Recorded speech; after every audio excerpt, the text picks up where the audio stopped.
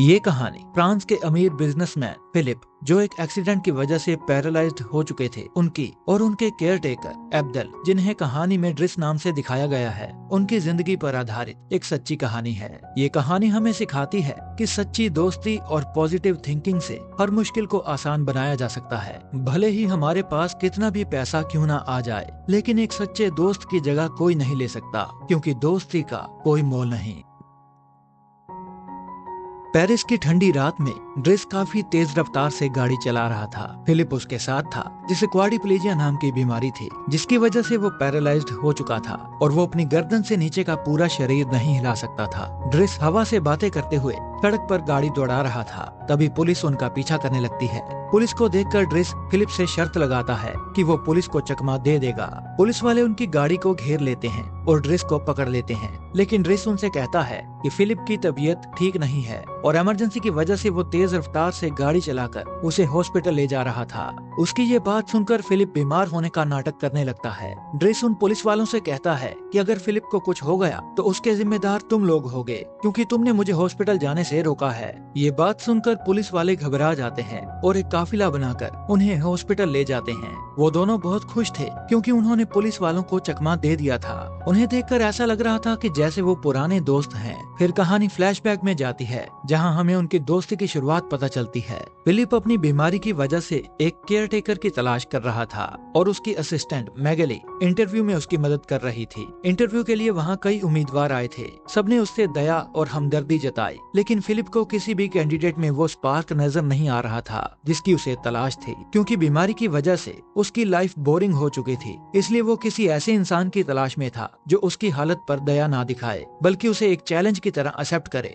और उसके साथ दोस्ती का रिश्ता बना सके। बहुत सारे लोगों को रिजेक्ट करने के बाद उसकी उम्मीद खत्म होने लगी थी और तब ड्रिस वहाँ आता है। दरअसल ड्रिस फिलिप के घर उस इंटरव्यू में रिजेक्ट होने के इरादे से आया था। ड्रिस बेरोजगार था, जो सरकार से बेरोजगारी भत्ता ले रहा था, और उस भत्ते को पाने के लिए उसे ये दिखाना जरूरी था कि उसने नौकरी के लिए अप्लाई किया है, लेकिन उसे नौकरी नहीं मिल रही है। ड्रिस के चेहरे पर एक अलग ही कॉन्फिडेंस था। उसने साफ शब्दों में कहा, मुझे इस नौकरी में कोई इंटरेस्ट नहीं है, मैं तो बस साइन कराने आया हूँ। हालांकि वो दिखने में किसी गुंडे मवाली जैसा लगता था, मगर वो बाकी उम्मीदवारों से बिल्कुल अलग था। उसकी बातों में एक बेबाकी थी। बाकी उम्मीदवारों की तरह ड्रिस ने हमदर्दी नहीं जताई, बल्कि सीधे मस्त मौला अंदाज में बात की। यहाँ तक कि उसने मैगली के साथ फ्लर्ट करने की कोशिश भी की। फिलिप उसे कहता है कि मैं आज इन पेपर्स पर साइन नहीं कर सकता, इसके लिए तुम्हें कल सुबह 9 बजे आना होगा। वहाँ से निकलकर ड्रिस अपने घर चला जाता है। ड्रिस की फैमिली एक छोटे से घर में रहती थी, जो इस गरीबी में किसी तरह अपना गुजारा कर रहे थे। उसके कई भाई बहन थे और ड्रिस उन सबसे बड़ा था, इसलिए उस पर अपने भाई बहनों की परवरिश की जिम्मेदारी भी थी। वो अपने एक भाई अडामा को देखता है, जो कुछ अनजान लोगों से मिल रहा था। ड्रिस को लगता है कि अडामा गलत लोगों की संगत में है, और जब वो इसके बारे में अडामा से बात करने की कोशिश करता है तो वो उसे झूठ बोलकर घर से बाहर चला जाता है। रात को उसकी माँ अपने काम से वापस लौटती है। वो एक मेहनती औरत थी, जो पैसे कमाने के लिए दिन रात मेहनत करती थी। उसकी माँ ड्रिस को देखकर बहुत नाराज थी, क्योंकि वो 6 महीनों के बाद घर लौटा था।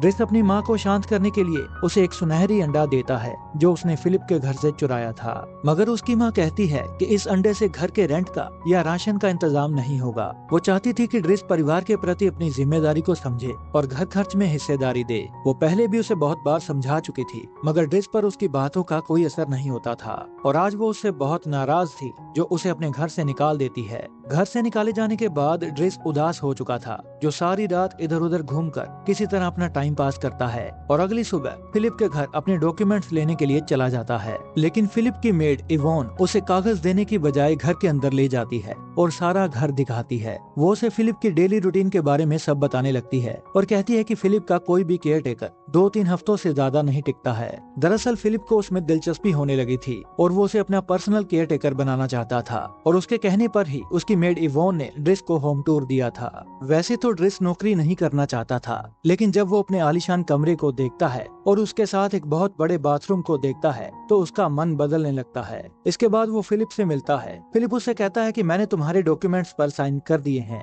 और जब वो डॉक्यूमेंट्स लेकर वहाँ से जाने लगता है, तब फिलिप उसे 1 महीना अपने साथ केयर टेकर का काम करने के लिए चैलेंज करता है। वो जानबूझकर ऐसा करता है क्योंकि वो ड्रिस को किसी तरह उस जॉब के लिए मनाना चाहता था, और उसका प्लान काम कर जाता है। क्योंकि ड्रेस के पास रहने के लिए कोई जगह नहीं थी, इसीलिए वो उस जॉब के लिए मान जाता है। लेकिन उन दोनों के लिए ये सब इतना भी आसान नहीं होने वाला था, क्योंकि फिलिप का अपनी बॉडी पर कोई कंट्रोल ही नहीं था और अब से ड्रेस को फिलिप की हर छोटी से छोटी चीज की जिम्मेदारी संभालनी पड़ेगी। शुरुआत में उससे काफी गलतियां होती हैं, जैसे कि वो फिलिप को चेयर पर बिठाने के बाद उसका स्ट्रैप नहीं बांधता, उसके पैर धोने वाली फुट क्रीम से उसके सर के बाल धो देता है, टाइम पर फिलिप को तैयार नहीं कर पाता, वो घर के रूल्स पूरी तरह से फॉलो नहीं करता, वो ऐसे पेश आता था जैसे वो घर का मालिक है। वो फिलिप की बेटी अलीसा को उसके बॉयफ्रेंड के साथ देख लेता है और उन्हें वहाँ से भगा देता है। वो छुप छुप कर मैगली को देखा करता था, क्योंकि वो उसे पसंद करता था। एक दिन गलती से वो फिलिप पर चाय का गर्म पानी गिरा देता है, लेकिन जब फिलिप कहता है कि मुझे कुछ भी महसूस नहीं होता,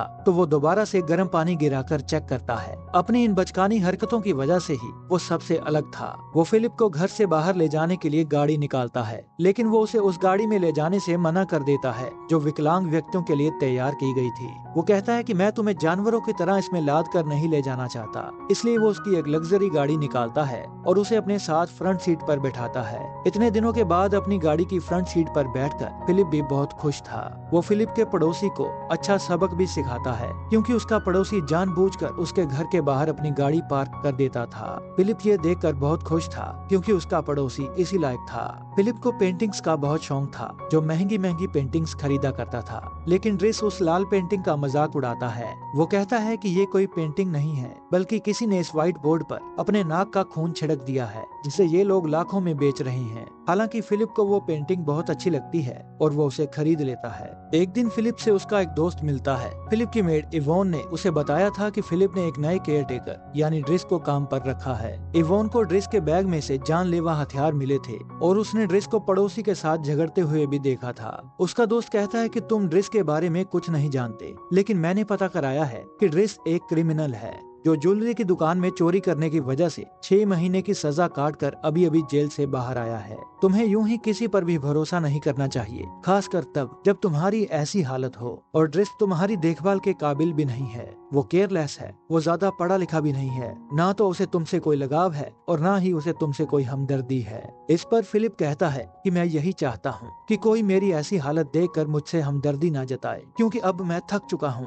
मैं चाहता हूँ कि मुझे किसी नॉर्मल इंसान की तरह ही ट्रीट किया जाए, और ड्रेस बिल्कुल वैसा ही करता है। वो मुझे ये महसूस नहीं होने देता कि मुझ में कोई कमी है। वो नौकरों की तरह नहीं, बल्कि दोस्तों की तरह पेश आता है, जो अक्सर मेरे सारे हुक्म नहीं मानता, मेरे खिलाफ जाकर अपने हिसाब से काम करता है और सभी चीजों को सीरियसली नहीं लेता और हमेशा मुझसे हंसी मजाक करता रहता है। फिलिप का कहना सही था, क्योंकि ड्रेस था भी ऐसा ही। उसमें झिझक नाम की कोई चीज ही नहीं थी। वो कहीं भी किसी को भी कुछ भी बोल देता था। कभी वो मैगली के साथ बाथटब में नहाने के लिए उसे इनवाइट करता है, जिस पर मैगली को भी हंसी आ रही थी, तो कभी वो उसे किस करने की कोशिश करता है और उससे थप्पड़ खाता है। एक रात फिलिप की तबीयत अचानक खराब हो जाती है। उसे सांस लेने में दिक्कत हो रही थी। तब ड्रेस फोन पर उसकी आवाज सुन लेता है। वो उसके रूम में जाकर देखता है कि फिलिप को सांस लेने में दिक्कत हो रही है, तो वो उसे बाहर घुमाने ले जाता है। फिलिप बरसों से रात के इस वक्त घर से बाहर नहीं निकला था और बाहर घूमकर उसे बहुत अच्छा लगता है। फिर वो दोनों एक रेस्टोरेंट में बैठकर बातें करते हैं। फिलिप कहता है कि वो अपनी बीवी से बहुत प्यार करता था। वो कॉलेज में एक दूसरे से मिले थे और उन्हें प्यार हो गया था, लेकिन शादी के बाद वो बीमार पड़ गई और एक दिन हमेशा के लिए उसका साथ छोड़कर चली गई। इस दर्द को भूलने के लिए वो पैराग्लाइडिंग करने चला गया और इसी दौरान उसका एक्सीडेंट हो गया और उसकी ऐसी हालत हो गई। फिलिप कहता है कि मैं इसलिए दुखी नहीं हूँ क्योंकि मैं अपाहिज हूँ, बल्कि मैं इसलिए दुखी हूँ क्योंकि मेरी बीवी अब मेरे पास नहीं है और मैं आज भी उसकी यादों में जीता हूँ। फिर वो ड्रेस से अपना सुनहरी अंडा वापस मांगता है, जो ड्रेस ने चुरा लिया था, क्योंकि वो फिलिप की बीवी ने उसे गिफ्ट किया था, जो फिलिप के लिए बहुत मायने रखता है। पर वो अंडा ड्रेस ने अपनी माँ को दे दिया था, इसलिए उसे ढूंढने के लिए वो अपनी बहन से मदद मांगता है, लेकिन उसकी बहन कहती है कि वो अंडा मुझे कहीं नहीं मिला है। वो उसे अपने भाई अडामा के बारे में भी बताती है, क्योंकि ड्रग्स बेचने की वजह से पुलिस उसे पकड़ कर ले गई थी। तो ड्रेस अडामा को पुलिस स्टेशन छुड़वाने भी जाता है। वो अपने भाई को ये सब छोड़कर सुधरने के लिए कहता है, लेकिन अडामा कुछ सुनने के लिए तैयार ही नहीं था, जो फिर से उस ड्रग डीलर की गाड़ी में जाकर बैठ जाता है। एलनोर नाम की एक अनजान अनजान लड़की फिलिप को अक्सर खत लिखा करती थी जो उसे पसंद करती थी। फिलिप भी उसे खत लिखवा कर भिजवाता था, लेकिन ना तो आज तक उन दोनों ने एक दूसरे से कभी फोन पर बात की थी और ना ही वो कभी मिले थे। फिलिप और एलेनोर के बीच सिर्फ चिट्ठियों के जरिए बातचीत होती थी। असल में फिलिप को अपनी हालत के कारण डर लगता था कि अगर एलेनोर को उसकी सच्चाई पता चली तो शायद वो उसे पसंद ना करे, इसीलिए वो फोन पर बात करने या उससे मिलने की हिम्मत नहीं जुटा पाया था। ड्रेस कहता है कि तुम्हें अपनी फीलिंग्स खुलकर बतानी चाहिए और फोन पर उससे बात करनी चाहिए। वो फिलिप को हिम्मत दे रहा था कि उसे अपने डर और झिझक को छोड़कर एलेनोर के साथ इस रिश्ते को एक मौका देना चाहिए, मगर फिलिप काफी डर रहा था। तो ड्रेस एलेनोर को अपने फोन से कॉल कर देता है और फिलिप की बात करवा देता है। ड्रेस का प्लान काम कर जाता है क्योंकि फिलिप एलेनोर को मिलने के लिए बुलाता है और एलेनोर मान जाती है। एलेनोर ने फिलिप से उसकी एक तस्वीर मांगी थी और ड्रेस व्हीलचेयर के साथ उसकी फोटो भेजने के लिए कहता है और सब सच बताने के लिए कहता है। लेकिन फिलिप इस बात से डर रहा था कि अगर एलेनोर को पता चल गया कि वो एक अपाहिज है तो शायद वो उसे रिजेक्ट कर दे, इसलिए वो अपनी दूसरी तस्वीर भिजवा देता है। एक दिन ड्रेस एक पेंटिंग बनाता है जो दिखने में तो कुछ खास नहीं लग रही थी, लेकिन ड्रेस को लग रहा था कि वो एक महान कलाकार है। फिलिप की बर्थडे पार्टी में हर बार की तरह इस बार भी उसके सारे दोस्त और रिश्तेदार इकट्ठा होते हैं और फिलिप के घर पर उनके लिए एक म्यूजिक परफॉर्मेंस रखी जाती है। फिलिप के जानने वाले तो बहुत लोग थे, लेकिन इनमें से ऐसा कोई नहीं था जो उसकी फीलिंग्स को समझ पाता। उस पार्टी का बोरिंग म्यूजिक ड्रेस को पसंद नहीं आता, इसलिए वो अपने हिसाब से म्यूजिक चेंज करता है और पार्टी म्यूजिक लगाकर खुद भी डांस करता है और घर के बाकी लोगों को भी डांस करवाता है। ये देखकर फिलिप को काफी अच्छा लग रहा था। ड्रेस की वजह से घर में नई रौनक आ गई थी। आज फिलिप एलेनोर के साथ डेट पर जाने वाला था। ड्रेस बड़े चाव से फिलिप को तैयार करता है और इवॉन उसे रेस्टोरेंट में ले जाती है, लेकिन जैसे ही फिलिप कुछ देर वहाँ बैठता है तो उसे घबराहट होने लगती है। उसे डर लगता है कि एलेनोर उसकी शारीरिक हालत देखकर उसे रिजेक्ट कर देगी। इस डर की वजह से फिलिप बिना एलेनोर से मिले ही वहाँ से जाने का फैसला करता है और हम देखते हैं कि जब इवॉन उसे लेकर बाहर जा रही थी तब एलेनोर रेस्टोरेंट के अंदर आ रही थी, लेकिन वो दोनों एक दूसरे को देख नहीं पाते।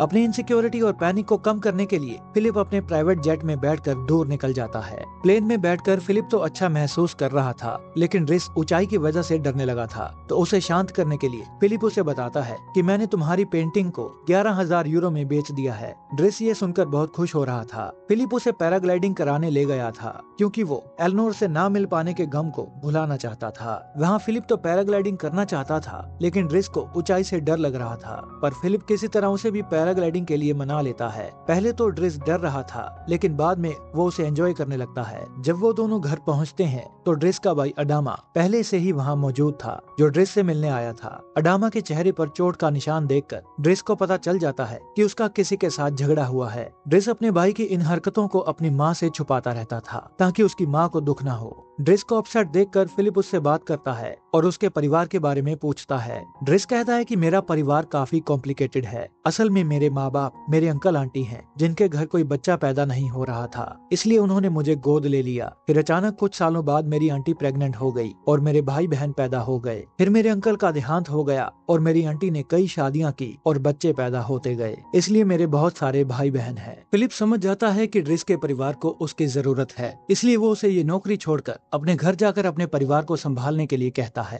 हालांकि ये फिलिप के लिए भी बहुत मुश्किल फैसला था, लेकिन वो ड्रेस को अपनी जिम्मेदारी निभाने के लिए कहता है। सबसे अलविदा लेकर ड्रेस अपने घर जा रहा था और उसे घर जाता हुआ देखकर फिलिप को बिल्कुल भी अच्छा नहीं लग रहा था। ड्रेस के जाने के बाद फिर से इंटरव्यू होते हैं और नए नए केयर टेकर्स को काम पर रखा जाता है, लेकिन फिलिप की किसी के साथ नहीं जमती। वापस जाकर ड्रेस अपनी माँ से मिलता है। उसकी माँ ने उसे माफ कर दिया था। वो काली गाड़ी वाले ड्रग डीलर को उसके भाई अडामा से दूर रहने के लिए भी कहता है। इसके बाद वो अपने लिए एक जॉब ढूंढ लेता है और धीरे धीरे सब कुछ ठीक करने की कोशिश करता है। ड्रेस के बिना फिलिप उदास होने लगा था। उसने बात करना छोड़ दिया था, बाहर घूमना बंद कर दिया था और कभी कभी तो वो बिना खाना खाए ही सो जाता था। उसके साथ दिल की बातें करने के लिए कोई दोस्त नहीं था और एलेनोर को बिना बताए उस दिन रेस्टोरेंट से लौट आने के बाद वो उसे खत भी नहीं लिख सकता था। अब फिलिप बिल्कुल अकेला पड़ चुका था, जिसने शेव कराना छोड़ दिया था और धीरे धीरे वो डिप्रेशन में जा रहा था। उसकी उदासी उसकी आंखों में झलकने लगी थी और वो हंसना मुस्कुराना भूल गया था। एक रात फिलिप को सांस लेने में दिक्कत होने लगती है और उसे पैनिक अटैक होने लगते हैं और जब उसकी हालत बिगड़ जाती है तो इवॉन ड्रेस को फोन करके वहाँ बुलाती है और जो सीन हमने मूवी की शुरुआत में देखा था वो यही सीन था, जब ड्रेस पुलिस वालों को चकमा देकर वहाँ से चला जाता है। अगली सुबह हम देखते हैं कि ड्रेस फिलिप फिलिप को समुद्र के किनारे ले गया था, जहाँ का खूबसूरत नजारा देखकर फिलिप की आंखों में चमक और उसके चेहरे पर मुस्कुराहट फिर से लौट आई थी। फिर वो उसकी शेव के दौरान उसके साथ खूब हंसी मजाक करता है और उसे तैयार करके एक रेस्टोरेंट में ले जाता है। वहाँ ड्रेस उसका सुनहरी अंडा उसे वापस देकर कहता है कि भले ही मैं यहाँ से जा रहा हूँ, लेकिन मैं हमेशा तुम्हारे साथ रहूंगा, और इतना कहकर वो वहाँ से चला जाता है। फिर हम देखते हैं कि एलनोर वहाँ आती है, जिसे ड्रेस वहाँ लेकर आया था। उसने एलनोर को सब बता दिया था और वो फिलिप को इस हालत में भी चाहती थी। उसे देखकर फिलिप बहुत खुश हो जाता है। अब ड्रेस को फिलिप की कोई चिंता नहीं थी, क्योंकि उसका ख्याल रखने के लिए एलनोर उसके पास थी। कहानी के अंत में हमें बताया जाता है कि फिलिप ने दूसरी शादी की और उसकी 2 बेटियां हैं। ड्रेस एक कंपनी के मालिक हैं, जिनके 3 बच्चे हैं। इस कहानी ने हमें सिखाया कि जिंदगी में हंसी मजाक और सच्चे दोस्तों का होना बहुत जरूरी है। फिलिप और ड्रेस दोनों बिल्कुल अलग पर्सनैलिटी के लोग थे, जो एक दूसरे के साथ अपनी कमजोरियों को भूलकर जिंदगी के मजे ले रहे थे। उनकी दोस्ती ने ये साबित किया कि असली हौसला एक दूसरे का साथ देने में है। चाहे हालात कितने भी कठिन क्यों न हो, हंसी मजाक और सच्ची दोस्ती की ताकत से हम जिंदगी के हर दर्द को पार कर सकते हैं। आई होप ये कहानी आपको अच्छी लगी होगी, तो इस वीडियो को लाइक करें, हमारे चैनल को सब्सक्राइब करें, और इस कहानी का कौन सा सीन आपको सबसे अच्छा लगा कमेंट्स में हमें जरूर बताएं।